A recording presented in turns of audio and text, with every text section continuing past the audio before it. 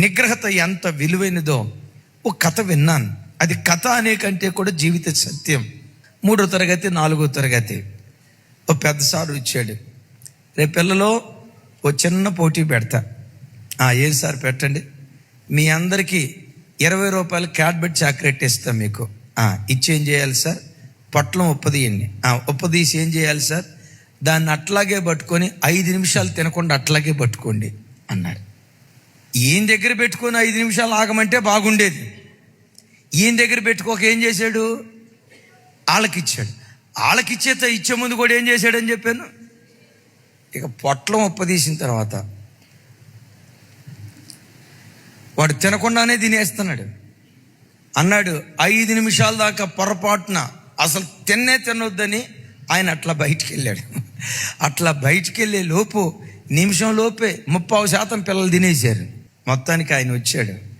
20 మంది ఉన్న క్లాసులో 4 పిల్లలు తినకుండా ఆ చాక్లెట్ అట్లాగే పట్టుకొని, సార్ తినొద్దన్నారు కదా, 5 నిమిషాల దాకా తినొద్దన్నారు కదా, తినను అని అట్లాగే పట్టుకున్నారట.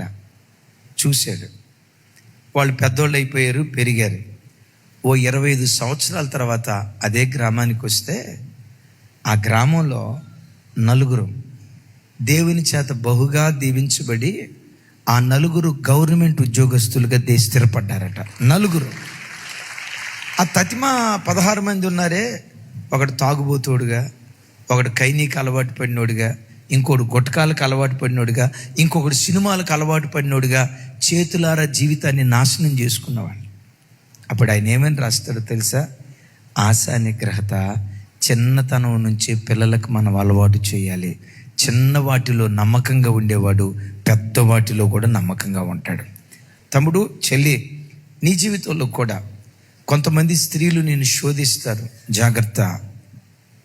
నీ కాలేజీలో కొంతమంది ఆడపిల్లలు నిన్ను శోధిస్తారు, జాగ్రత్త.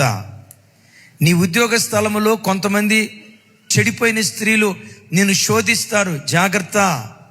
అమ్మా, నీ కుటుంబాన్ని విచ్ఛిన్నం చేయటానికి నీ ఉద్యోగ స్థలంలో నీ ఇంటి ప్రక్క వ్యక్తి ద్వారా సాతాను నిన్ను శోధిస్తాడు.